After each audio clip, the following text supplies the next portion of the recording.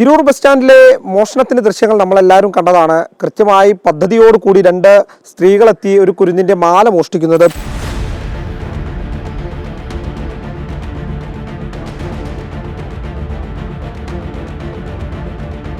ആ കുട്ടിയും കുട്ടിയുടെ കുടുംബവും നമ്മളോടൊപ്പം ചേരുകയാണ്. ഇന്നലെ ഏകദേശം 11 മണിയോട് കൂടിയിട്ടാണ് സംഭവം നടക്കുന്നത്. എന്താണ് സംഭവിച്ചത്? നല്ലൊരു 11:06 ആകുമ്പോൾ ഞങ്ങൾ ബസ് സ്റ്റാൻഡിൽ എത്തിയിട്ടുണ്ടായിരുന്നു.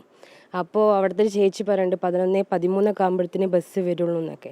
ഞങ്ങൾ വെയിറ്റ് ചെയ്തു. ബസ് വന്നപ്പോൾ ബസ്സിൽ നിന്ന് ഇറങ്ങാൻ വേണ്ടിയിട്ടുള്ള തിരക്കും പിന്നെ ഈ ആൾക്കാർക്ക് സീറ്റ് പിടിക്കാനുള്ള ആ ഒരു ധൃതിയിൽ ഞാൻ ബാക്കിലിരുന്നു. അപ്പോൾ എന്ത് ചെയ്തു, പെട്ടെന്ന് ഒന്തി കയറാൻ പറ്റിയില്ല. അന്നേരം ലാസ്റ്റാണ് ഞാൻ കയറിയത്.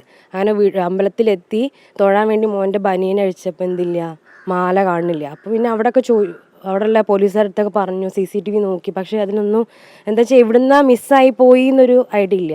അപ്പോൾ ഇനി ബസ്സിൽ നിന്നാണോ ഇനി അത് അമ്പലത്തിൽ നിന്നാണോ എന്ന് അറിയാൻ വേണ്ടിയിട്ടായിരുന്നു അവിടെ നോക്കാൻ പറ്റും. പക്ഷേ അവിടെ നിന്ന് ഒരു ചെയിൻ സൂം ചെയ്ത് നോക്കാൻ പറ്റില്ല, അത്ര ക്ലാരിറ്റി ഉള്ള ക്യാമറ അല്ല എന്ന് പറഞ്ഞു. അങ്ങനെ പിന്നെ വീട്ടിലെത്തിയിട്ട് അച്ഛൻ്റെ അടുത്ത് പറഞ്ഞിട്ടാണ്, അച്ഛൻ മുഖേനയാണ് എന്ത് ചെയ്തത്, ഒരാൾ വഴി എന്ത് ചെയ്തത് ബസ്സുകാരായിട്ട് കോൺടാക്ട് ചെയ്ത്. അപ്പോൾ ഞാനതിൽ കണ്ടിട്ടുണ്ടായിരുന്നു, CCTV ഉള്ളത് കണ്ടിട്ടുണ്ടായിരുന്നു. ബസ്സിൽ നിൽക്കുന്ന സമയത്ത് ബസ്സിൽ CCTV ഉള്ളത് കണ്ടിട്ടുണ്ടായിരുന്നു. അപ്പോൾ അവർ മുഖേന ആ ബസ്സുകാരെ കോൺടാക്ട് ചെയ്തിട്ട് അപ്പോൾ അവർ പറഞ്ഞു അപ്പം ധൃതിയാണ് എന്നൊക്കെ പറഞ്ഞു. പിന്നെ എടുത്ത് തരാറുണ്ട്. പിന്നെ വൈകുന്നേരത്തിൻ്റെ ഉള്ളിലാണ് എന്ത് ചെയ്ത് അവർ നമുക്ക് ഇതിൻ്റെ CCTV ഫുട്ടേജ് അയച്ചത്. അപ്പോൾ കറക്റ്റായിട്ട് നമ്മൾ കയറിനെക്കാട്ടി മുന്നേ തന്നെ അവരെന്ത് ചെയ്യുന്നുണ്ട് മോൻ്റെ കഴുത്തുനിന്ന് പൊട്ടിക്കുന്നതാണ് രണ്ട് സ്ത്രീകൾ കാണുന്നത്. പക്ഷേ കണ്ടിട്ട് അവർ നല്ല പ്ലാൻഡ് ആയിട്ട് എക്സ്പേർട്ട് ആയിട്ടുള്ള ആൾക്കാർ തന്നെയാണെന്നാണ് തോന്നുന്നത്. അതാണ് അങ്ങനെ തോന്നിയത്. ഇപ്പോൾ കൃത്യമായിട്ട് നമുക്കറിയാം, കുട്ടിയുടെ കഴുത്തിലേക്ക് ഷാൾ ഇടുന്നു, അത് മറയ്ക്കുന്നു, മറ്റാൾ അത് ആരും കാണാതെ മറഞ്ഞു നിൽക്കുന്നു. അപ്പൊ സംശയമൊന്നും തോന്നിയിരുന്നില്ല അല്ലേ? എനിക്ക് തോന്നി. അപ്പൊ സാധാരണ നമ്മൾ അതിൽ കയറാൻ ആൾക്കാർ വന്ന് നിൽക്കുമ്പോൾ നമ്മളാണ്ട് ശ്രദ്ധയുടെ കുറവാണ്, ശ്രദ്ധിച്ചില്ല. അപ്പോൾ അതിന്റെ ഇടയിലാണ് ഇവർ വന്നിട്ട് സാധാരണ ബസ്സിൽ കയറാനുള്ള ആളുകളെ പോലെ തന്നെയാണ് എന്ത് ചെയ്ത് അതിൽ കാണുന്നത്, വന്ന് നിൽക്കുന്നതും.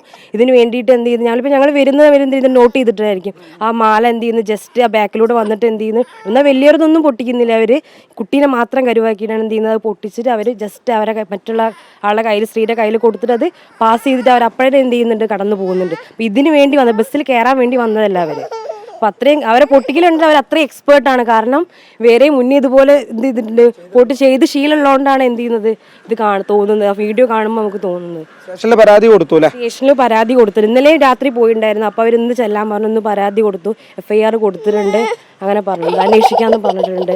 പെട്ടെന്ന് പിടികൂടണം അല്ലേ? ഇനി അവരെ സാധനം മിസ്സാവുന്നല്ലോ. പക്ഷെ ഇങ്ങനെ ഇനിയും എന്ത് ചെയ്യുന്നുണ്ടായിരിക്കും, അവര് ഇന്നും ഇറങ്ങിയിട്ടുണ്ടാവും ഇതുപോലെ നമ്മളെ പോലെ സാധാരണക്കാരതായാലും ഇപ്പൊ 1 ഗ്രാം കിട്ടിയാലും അവർക്ക് എന്ത് ചെയ്യാം, വെറുതെ കിട്ടുന്ന സാധനം. അപ്പൊ ഇതുപോലെ അവർ ഇന്നും ഇറങ്ങിയിട്ടുണ്ടായിരിക്കും. തന്നെയായിരിക്കും അവരുടെ ജോലി. കണ്ടിട്ട് ഒരു എക്സ്പേർട്ടുകളാണ് എന്തായാലും. അപ്പൊ ഇങ്ങനത്തെ പിടിക്കുകയാണ് വേണ്ടത്. നമ്മളെ സാധനം കിട്ടുന്നല്ല, ഇനി എന്ത് ചെയ്യരുത്, അവര് ഈ സാധനം ഇങ്ങനെ ചെയ്യരുത്. എന്തായാലും ചേച്ചിയുടെ ഈ വാക്കുകളിൽ നിന്നത് വ്യക്തമാണ്. ഇത്തരം സംഭവങ്ങൾ ഇനി ആവർത്തിക്കാൻ പാടില്ല. എത്രയും പെട്ടെന്ന് ഈ പ്രതികളെ പിടികൂടണം എന്നുള്ളതാണ് ഇവരുടെ ഒരു പ്രധാനപ്പെട്ട ആവശ്യം.